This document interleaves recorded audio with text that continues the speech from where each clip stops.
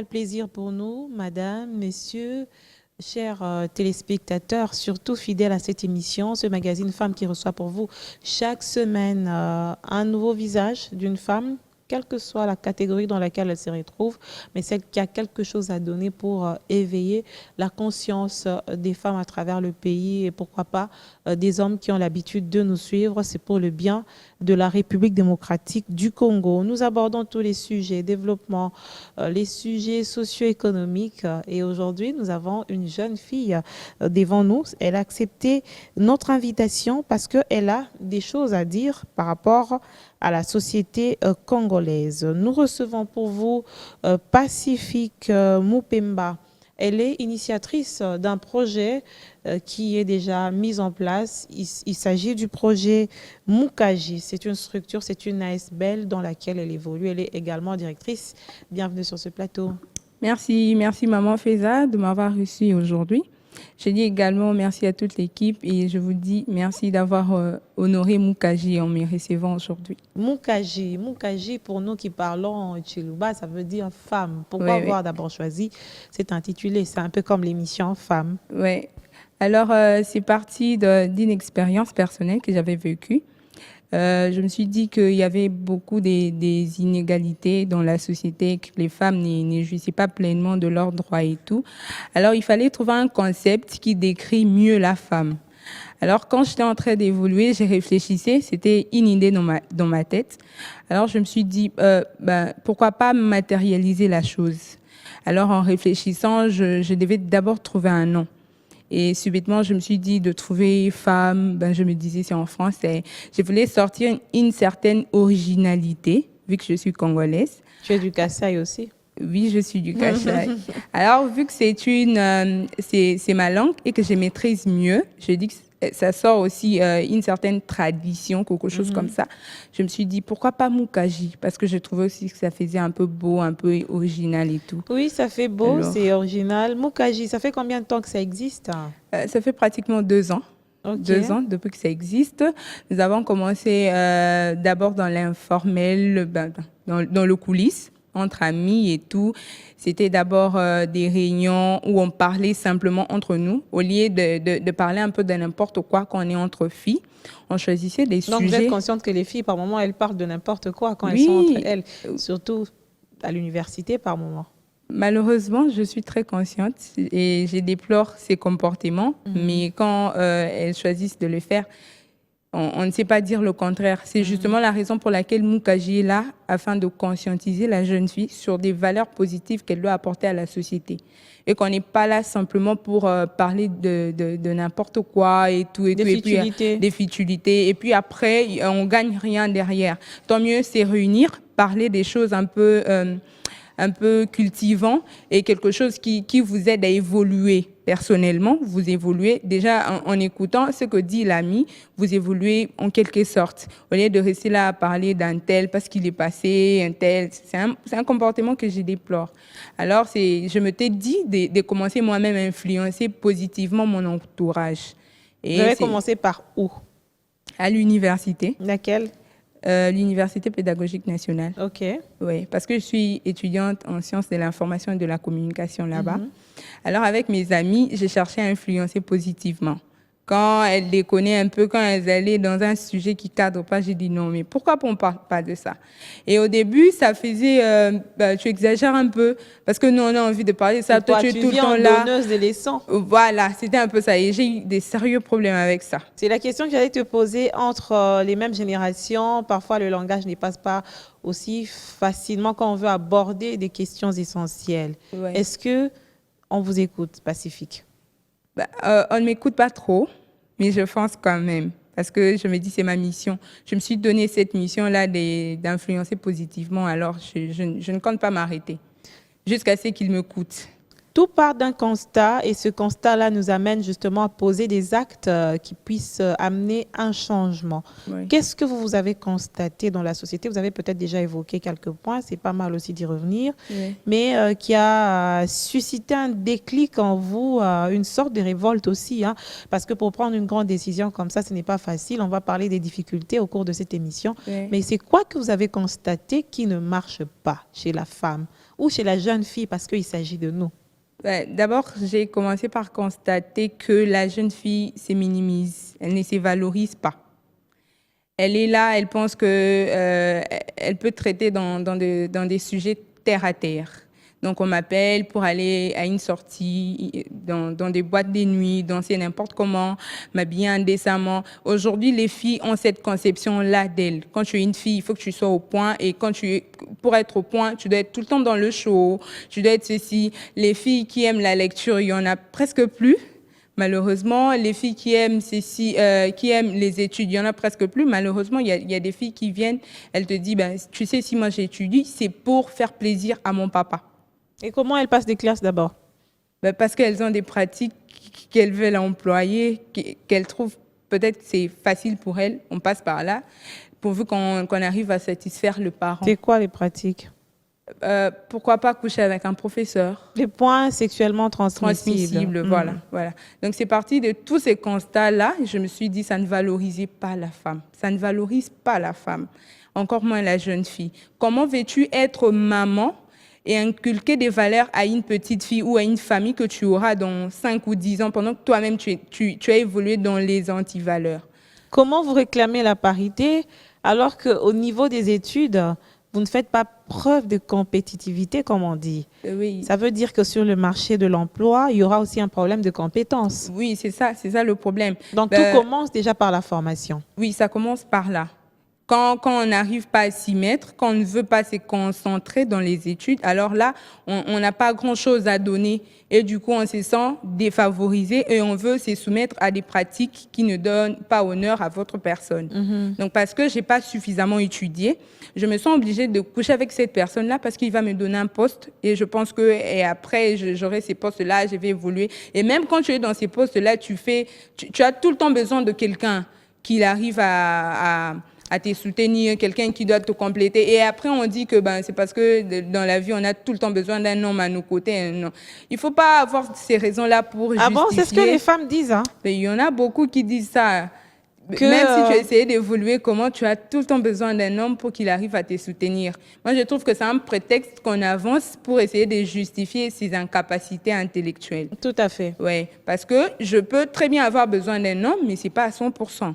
Je peux moi-même évoluer et quand je me sens butée quelque part, je peux... Autant il y a un rapport de complémentarité entre hommes et femmes, de la même manière, vous réclamez ou vous répétez d'avoir besoin d'un homme à tout le temps, les hommes aussi ont besoin des femmes. Hein? Oui, c'est ça. Oui, c'est un rapport de complémentarité. Oui, on se complète au fait. Et cet homme-là qui a besoin d'une femme n'a pas besoin d'une femme de la rue, une femme qui n'a pas étudié. Il a besoin d'une femme, mais d'une femme qui va l'aider à évoluer. Aujourd'hui, voilà. Une femme qui peut l'aider à évoluer, une femme qui réfléchit, une femme qui peut apporter un plus dans le foyer. Donc, quand j'ai autant... Écoute, madame, j'ai $100 avec moi. Qu'est-ce qu'on peut faire pour qu'on arrive à survivre pendant le 30 prochains jours? Et pour en arriver là, il faut une prise de conscience. Donc, vous avez remarqué que les filles étaient en train de se plonger plus dans les antivaleurs que de prôner les valeurs qui puissent donner un plus dans la société. Oui. Hormis ça, il y a aussi la discrimination, dont moi-même j'en étais victime. Dans quel sens? Dans le sens où... vous êtes une femme instruite? Oui. Vous avez tout ce qu'une femme peut avoir. Pourquoi on va vous discriminer? Pour arriver à ce stade, il faut dire que ça n'a pas été facile pour moi, parce que j'étais discriminée déjà à l'école. Je n'arrivais pas à parler. Malheureusement, pour moi, c'était dans un milieu scientifique. Donc déjà, avec mes amis, j'étais tout le temps discriminée. Je ne sais pas pourquoi on me sous-estimait, mais je suis passée par là. Alors, je ne pouvais pas dire mot ou dire quoi que ce soit. Écoute, Pacifique, ça ne vaut même pas la peine. Je me dis, d'un côté, c'est dû à la situation sociale que j'avais à l'époque. Et beaucoup de choses se sont reliées et je me retrouvais discriminée. Alors qu'il y a beaucoup de gens, effectivement, on en a parlé dans l'une de nos émissions, se réger dans la société, cette discrimination ou ce tri, en fait, c'est un tri qui s'est fait parfois de manière assez naturelle, pousse beaucoup de personnes, que ce soit dans leur adolescence, dans les milieux où ils grandissent, que ce soit à l'école, que ce soit dans la famille, ça pousse à développer des blessures internes et à en fait, à renfermer les femmes sur leur propre sort. Ouais, Et ouais. après, ça demande une longue procédure de guérison. Hein. Ouais, heureusement pour moi, j'ai su m'en sortir. Parce De que, toi-même? oui, de moi-même, de moi-même. Parce que c'était pas facile. Pendant que j'ai vécu cette situation-là de discrimination, à un moment, j'étais devenue timide. On te balançait quoi, par exemple, comme phrase à chaque fois? Je me souviens qu'une fois, on m'a balancé que j'étais pauvre et que je ne pouvais pas réagir dans une conférence à l'école. Et c'est ce qui m'a révoltée le plus. Quand un monsieur, tu as quelque chose à dire. Je suis quelqu'un de trop ouverte d'esprit. J'aime T'exprimer. m'exprimer. Je suis très curieuse, tout ça. Et là-bas, à l'école, on ne me laissait pas cette occasion-là. Pourquoi? Parce que dans mon école, j'étais pas en très bonne position financièrement et tout. Et une fois on m'a dit, il a choisi 5 personnes pour poser des questions. Et c'est un sujet ayant trait à la femme, puisque je suis féministe, j'étais trop intéressée. Tu es féministe? Oui. J'étais trop intéressée. Et je voulais poser la question, il m'a dit, toi, qu'est-ce que tu as donné, toi? Tu n'as rien à dire. C'est un homme? Oui, c'est un homme. Et c'est à partir de là que j'ai été révoltée. J'ai dit, celui-là a eu l'occasion de me le dire aujourd'hui. Prochainement, je ne laisserai plus jamais l'occasion à qui que ce soit de me dire ça. À quelquefois, malheur est bon, n'est-ce pas? Ben oui. Ça créait cette révolte et ce déclic en vous. Oui, c'était un Vous peu vous ça. exprimez bien. Des jeunes filles comme vous, je le dis sincèrement, parfois elles ont des choses à donner, mais elles sont vraiment récoquevillées. Elles ne savent pas par où commencer. Déjà, le fait de parler bien, c'est beaucoup. Oui, merci beaucoup. Et Moukaji est déjà né, aujourd'hui 2 ans, on compte les jours. C'est beaucoup hein, dans ce monde associatif. Qu'est-ce que vous faites exactement? Alors, nous offrons tout premièrement de cadre à la jeune fille pour discuter sur des thématiques ayant trait à elle, à son épanouissement, à l'émancipation. Et aussi, nous aidons les jeunes filles en difficulté. Nous sensibilisons les jeunes filles à l'hygiène menstruelle parce que c'est l'une des causes pour laquelle nous voyons des grossesses précoces, beaucoup de situations auxquelles les filles sont butées. C'est dû à l'hygiène menstruelle puisqu'on n'a pas trop d'informations. C'est un sujet tabou hein, dans notre société. Voilà. Mais de plus en plus aussi, il y a quand même des outils qui nous permettent d'en parler un peu plus de manière assez approfondie et de manière claire. Les gens ont leur téléphone. Oui. C'est pas seulement pour s'amuser sur Instagram, jeune fille. Il y a des programmes où vous pouvez bien suivre votre cycle menstruel à partir de votre téléphone. Oui, vous avez tout à fait raison, maman Faiza. Mais le problème, c'est que les jeunes filles qu'on a aujourd'hui ne sont pas conscientes de ça. OK. Voilà. Donc, elle sait qu'elle a son téléphone, c'est pour être sur Facebook, pour liker, commenter les photos. Elle ne sait pas qu'elle peut avoir plus d'informations sur sa santé, sur son hygiène menstruelle. D'abord, avant de réaliser ces campagnes de sensibilisation, nous avons d'abord lancé un sondage en ligne où on voulait savoir si toutes les filles ont plus d'informations sur l'hygiène menstruelle. Et un constat tragique, on se rend compte que même pas 50 filles ont plus d'informations sur ça. Donc, on est parti plutôt sur des théories traditionnelles, sur des choses qu'on nous a dit à la maison et tout. Mais au fin fond, on ne connaît pas trop qu'est-ce qui se passe pendant cette période-là. La femme ne sait pas qu'elle est en train de traverser une période de la fertilité et qu'elle devient femme et qu'elle doit vraiment... beaucoup prendre soin d'elle, encore beaucoup plus prendre soin d'elle, beaucoup considérer cette période-là et que ce n'est pas un sujet tabou. Tu poses une question, on te répond... tout ce que je sais, c'est que pendant cette période-là, il ne faut pas s'accoupler avec un homme, il faut faire attention. Oui, pendant la période d'ovulation, il faut préciser, oui. Malheureusement, elle n'arrive pas à savoir que ça, c'est la période d'ovulation, ça, c'est la période de quoi que ce soit ou quoi que ce soit. Mais elle pense que tant que je vois mes règles, il faut que je fasse attention parce que je peux tomber enceinte. C'est tout ce qu'elles ont à la tête. Oui. Par contre, il y a beaucoup... Oui, c'est la phrase que les mamans utilisent souvent quand tu as tes premières règles. Attention, là, maintenant, tu peux tomber enceinte, même si un garçon te touche. C'est ça. Alors qu'il faudrait donner un peu plus d'informations aux jeunes filles. Ça aussi, c'est la responsabilité des mamans au niveau de la maison. Il faudrait bannir quand même les sujets tabous afin d'aider les générations futures à mieux se contrôler parce que l'on ne cesse de dire le développement du pays passe aussi par les nombres des grossesses et des naissances qu'on a dans ce pays. Donc, il faudrait compter sur la jeune fille pour le lendemain. Bien évidemment, bien évidemment. Donc, c'est pour ça que nous sommes donné la tâche de conscientiser la jeune fille et de le sensibiliser sur l'hygiène menstruelle. Et nous descendons dans des écoles, dans des orphelinats où nous allons pour parler aux jeunes filles, les initier à l'éducation sexuelle, tout ça. Quand je dis éducation sexuelle, ça ne veut pas dire... parce que souvent, les gens ont tendance à très mal comprendre. Quand je dis éducation sexuelle, vous adoptez un peu ces comportements Éducation à la vie, c'est comme le cours qu'on donne à l'école, non? Oui, oui, c'est ça, c'est ça. Oui. En quelque sorte, on peut aussi appeler éducation sexuelle parce que ça, Oui. ça a trait à la féminité, tout ça et tout. Alors, nous allons là-bas, nous les conscientisons. Récemment, nous étions à l'orphelinat Notre-Dame des Liesses, où nous avons parlé aux jeunes filles et après, nous réservons un petit truc pour eux pour les aider à la surveillance. Mais d'où viennent les fonds à votre âge? Vous êtes jeune fille, vous êtes encore à l'université. Qui est derrière vous? Je dirais, à part Dieu, personne. On évolue nous-mêmes. On se cotise entre jeunes filles, puisqu'on a fait de ça un souci. Alors, on arrive à se priver de 2 ou 3 trucs pour aider les autres qui sont en position de détresse. Donc, c'est une organisation personnelle entre nous. On arrive à réunir des fonds pour... Mais vous pouvez voir loin, hein, les ONG évoluent avec des fonds, des partenaires, des gens, des bonnes volontés qui peuvent vous venir en aide. Il y a des gens qui sont riches dans ce pays et qui ne savent même pas de quoi faire avec leur argent. C'est parmi les difficultés que nous rencontrons. Quand on frappe à des portes, les portes ne s'ouvrent pas très facilement. Les portes ne s'ouvrent pas très facilement. Vous pouvez aller quelque part, écoute, tu as une très belle idée et tout, mais on va t'appeler après. Écoute, il ne faut pas se fatiguer. Sinon, vous n'aurez pas mis en place cette ONG si vous étiez découragé. Non, non, non, je ne suis pas découragée. J'évolue et je dis qu'au moment opportun, le Seigneur ouvrira lui-même des portes.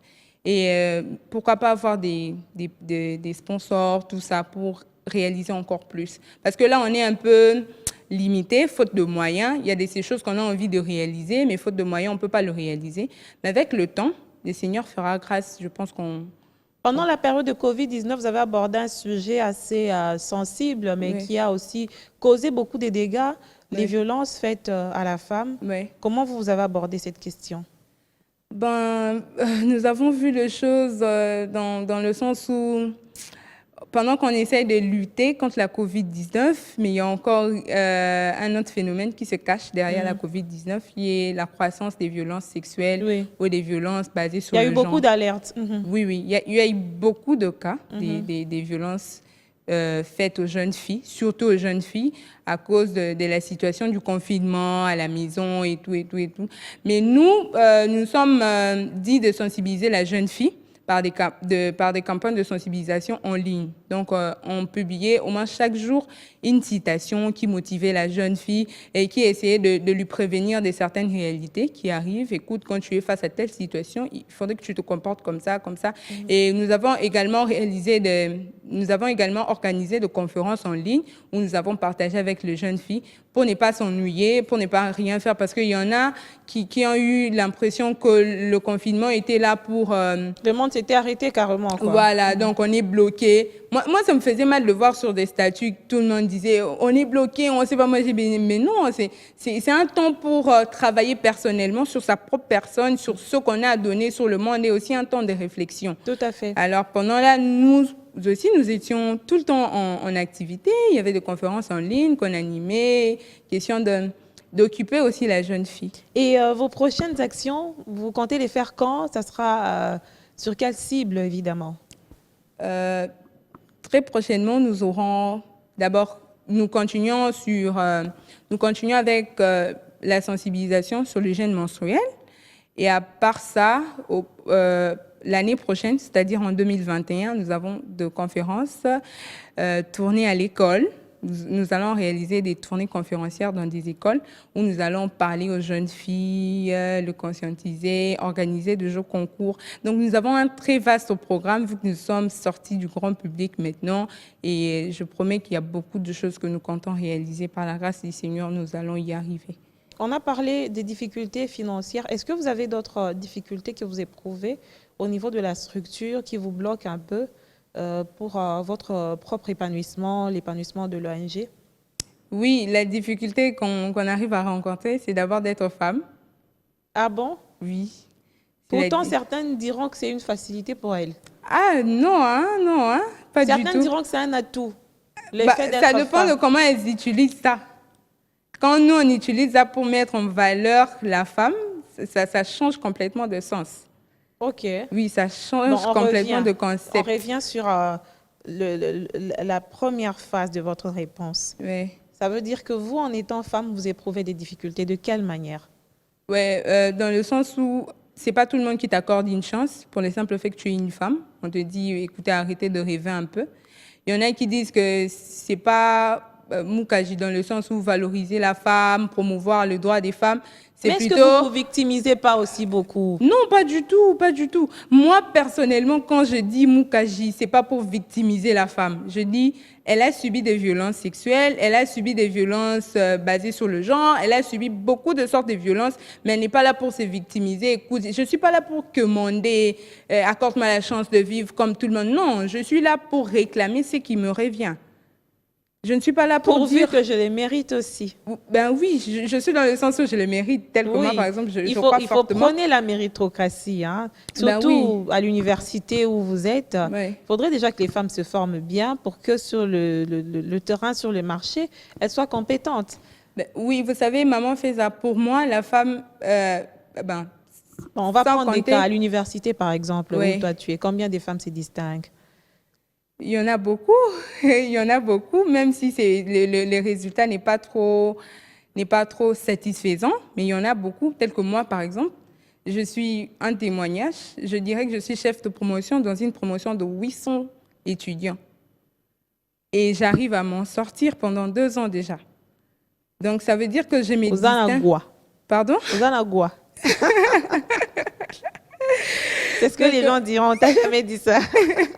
non, On non. va dire que tu as des gris-gris pour te maintenir là, alors que c'est juste parce que tu as tes compétences et tu les mérites. Oui, oui, oui. C'est Si parce on que donne la même chance aux hommes, pourquoi on ne va pas donner à une femme qui a ses c'est capacités? ça justement le problème. C'est ça justement le problème. Moi, je me suis rendu compte que pendant que j'ai postulé pour mériter ces postes-là de chef de promotion, même des femmes ont été contre moi. C'est ça le problème avec vous. Les femmes sont les premières à combattre les C'est femmes. ça, malheureusement. Elles étaient contre moi, et certaines même qui m'ont dit, écoute, laisse ces trucs-là aux garçons. Toi, tu n'auras pas. Est-ce que toi, tu sauras te déplacer? Est-ce que toi, tu sauras défendre? Tu vas t'exposer et tout et tout. Mais je dis, mais je sais ce que je veux, je sais ce que j'ai à faire et je continue dans cette optique-là. Donc, l'effet d'être femme est une difficulté, Oui, oui. mais comment vous en sortez en étant femme? C'est ça aussi le problème. Bah, c'est d'abord parce que je sais qui je suis. Je sais que je ne suis pas comme toutes les autres filles qui mettent plutôt leur beauté en valeur pour arriver à s'en sortir. Et c'est parce que je crois que je dirais, je suis quelqu'un de... Vous êtes jusqu'au boutiste? Pardon? Vous êtes jusqu'au boutiste, vous allez jusqu'au bout quand vous entamez quelque chose? Oui, oui, c'est un peu ça. Mhm. C'est un peu ça. Donc, quand je commence quelque chose pour m'arrêter, je ne sais pas, au moins que Dieu apparaisse sur mon songe pour me dire, écoute, arrête. Mais tant que je n'ai pas obtenu ce que je veux, je n'arrête pas. C'est tout moi. Et c'est d'abord le premier caractère, le premier caractéristique qui me va. Donc, quand quelqu'un veut décrire Pacifique, on dit, cette fille, elle est trop tenace. Donc, quand elle dit quelque chose, je dois le faire. Merci Pacifique, à moins que vous n'ayez quelque chose à rajouter. Ce que je pourrais dire, c'est que la femme a beaucoup de potentiel et qu'on doit la laisser mettre tout cela en valeur. J'aimerais dire aussi à la femme qu'elle a beaucoup à donner, qu'elle arrête un peu de se mettre derrière et penser que c'est le fait d'être femme qui le va le plus ou qui les met en valeur. Non, tu dois mettre tes capacités en exergue afin que tu arrives à valoriser ta féminité. Donc, c'est un peu ça. On n'a pas besoin que de ta beauté, on a aussi besoin de ton intellect. Ah oui, hein, c'est très important. Jeune fille, il faudrait vous inspirer de celles qui réussissent autour de vous, de celles qui font preuve de beaucoup d'audace et de courage, surtout dans un monde où tout est presque difficile, mais tout ne vous est pas impossible. C'est ça la nuance. Donc, il faudrait y aller, oser aussi, c'est très important. Pacifique y est déjà. Elle a essayé de faire quelque chose. Vous l'avez suivi au cours de cette émission. C'est un bel exemple pour les générations futures et pour nous jeunes dames, les jeunes femmes, les jeunes filles sur qui le pays peut compter.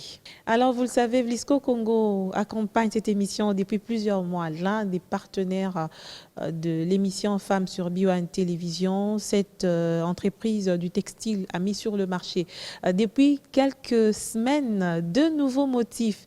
Il s'agit du fine satin, le fine satin qui a une caractéristique d'être doux et léger au toucher. En plus, c'est du 100% coton. En plus, on a le stretch. Le stretch, c'est un tissu qui a un confort pur et un étirement facile. Si vous voulez vous procurer de ces pailles, n'hésitez pas de vous rendre dans les boutiques partenaires de Vlisco à travers la capitale de la République démocratique du Congo et à travers tout le pays. Madame, Messieurs, c'est la fin de cette émission. Merci encore une fois de nous avoir suivis. Merci à notre invité du jour, Pacifique Mupimba. Elle a parlé de Mukaji. Mukaji qui est une ASBL qu'elle a initiée avec des amis qui l'accompagnent au quotidien justement pour redonner cette confiance à la femme et à la jeune fille. Vous l'avez bien écouté au cours de cette émission. Encore une fois, je vous retrouve très bientôt pour un nouveau magazine destiné à la femme congolaise et aux femmes d'ailleurs.